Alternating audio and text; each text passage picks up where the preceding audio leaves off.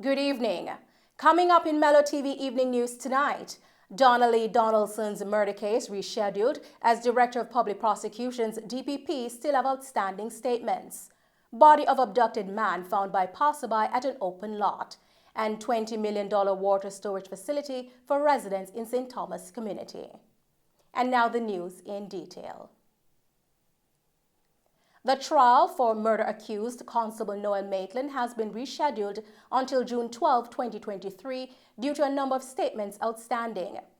The court was told by the prosecution that 4 statements were outstanding, as well as material from the Communication, Forensic and Cybercrime Division, the CFCD. Supporters of Donnelly Donaldson's family voiced their frustration at the justice system.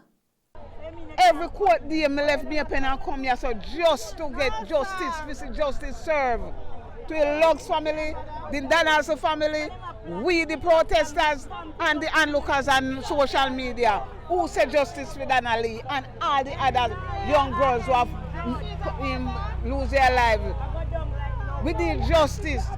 A time now for action. Too much talking, my brother, too much talking. Every day talking and no action. A time for action now.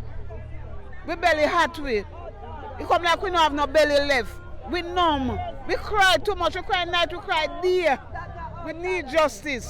We need justice. Every time I look at this woman, I feel her pain like it's my own daughter. And it's time now for justice to be served.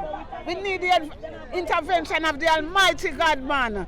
Support and have 3 girls and any man try to put them hand on my daughter, I will take the revenge myself.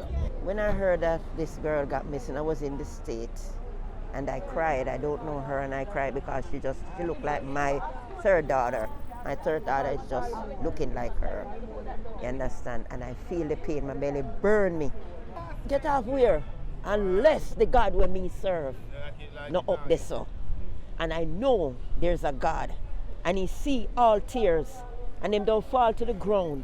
He put them in buckle, and tears is a language that God understands. And prayer works. We are going to pray. We are continuing to pray. And we now stop praying because God. Noel Maitland, the policeman accused of killing his girlfriend, social media influencer Donnelly Donaldson, was reportedly last seen with Donnelly at his Chelsea Manor apartment in St. Andrew. Donnelly was reported missing on July 13, 2022, 2 days after. The police believe she is dead, but her body has not been found despite their efforts. Noel Maitland, who has been in custody since July 27, 2022, is charged with murder and preventing the lawful burial of a corpse. Prime Minister Andrew Holness today met with officials at Jamaica House to discuss the new Road Traffic Act. The Prime Minister outlined the relevance of the law and its implementation. It is there as a penalty to prevent bad behavior. So I've taken careful note of this argument being presented, that the fines are too high, which is effectively to say that we want lower fines so that we can pay them and continue to breach. The idea of the high fine is to say to you, don't breach. We're not interested in the money, we're interested in your safety. I think that needs to be said. Now, later on, I will say something else about high fines, because we do know that the higher the fines is the greater the probability that people will try to find ways not to pay. So corruption comes. Mr. Holness stated that some persons have argued that the government should have given some notice for the start of the new enforcement measures. And I believe that since 2016, when we came into office, we have been saying, and we were very clear, that it is our intention to enforce the law. And we even gave an amnesty in 2017, and we signaled then that we intend to enforce the law. When we passed the Road Traffic Act, it became a public document. that everyone would have had access to and could read it. So it was no secret that we intended to enforce the law.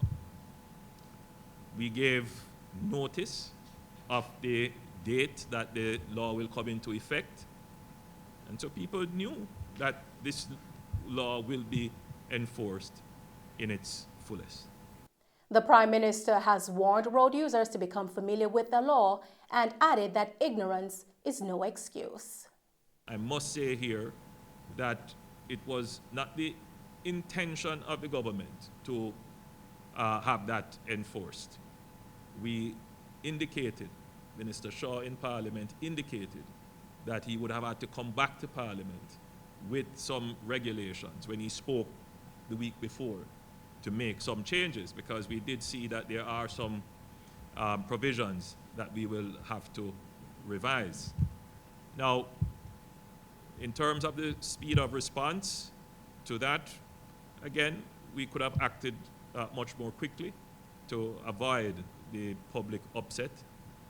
But the beauty of it all is that Jamaica is a democracy.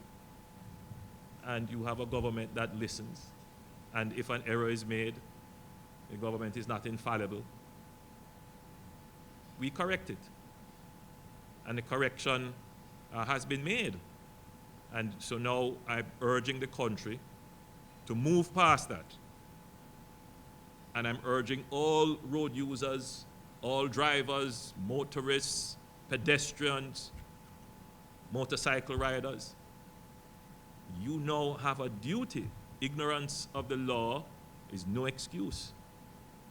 You now have a duty to find out about the law, in as much as the government has a duty to put the information out there about the law. A man from Denham Town who allegedly been kidnapped from his home has been discovered dead in an open lot with gunshot wounds on Thursday morning. 45-year-old Fitzroy Davidson, also known as Peter, a worker at a cement company, has been identified as the deceased. According to reports, Davidson was reported at home on Little King Street in Denham Town on Wednesday night when gunmen broke in and abducted him. Investigations are ongoing. Mello TV News is this evening confirming that a Justice of the Peace is now behind bars after being charged on Tuesday, February 8 by the fraud squad of the Jamaica Constabulary Force, the JCF, for the offenses of fraudulent conversion and engaging in a transaction that involves criminal property. The accused is 50-year-old Georgia Messam White, a paralegal clerk of Village Green, Sinan. Reports are that between September 2018 and April 2019, Messam White received over 27 million Jamaican dollars from the complainant to purchase a property but failed to turn over the funds to the contracted attorney. The police were alerted and an investigation was launched. The Justice of the Peace was subsequently arrested. Residents in Dalby St. Thomas can now breathe a sigh of relief following the commissioning of a $20 million water storage facility yesterday. Speaking at the commissioning, Minister with Responsibility for Water, Senator Matthew Samuda, noted that last year, every parish benefited from capital works carried out by the National Water Commission, the NWC.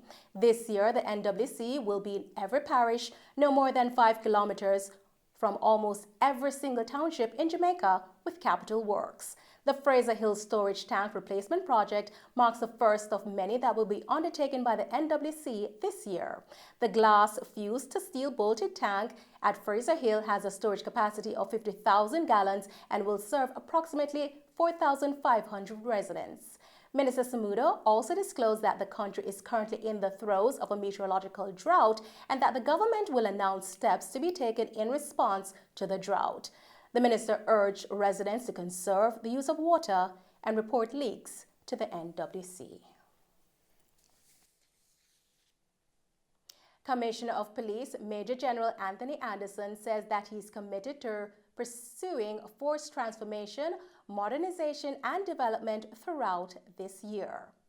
Having been made aware of the challenges of contemporary policing, the Commissioner aims to provide members with the right resources and the continuous support they need to carry out their duties efficiently with the use of modern technology. Major General Anderson highlighted that the process of changing the current uniform to a more fit-for-purpose, functional, and technologically enhanced will be undertaken. This will allow members of the JCF to benefit from the advances made in police uniform technology available in first world jurisdictions and is consistent with the modernization program of the JCF. Major General Anderson also stated that the police uniforms will be equipped with body armor, body-worn cameras, and weapons. The commissioner noted that these were significantly delayed due to the COVID-19 pandemic. However, they are back on track.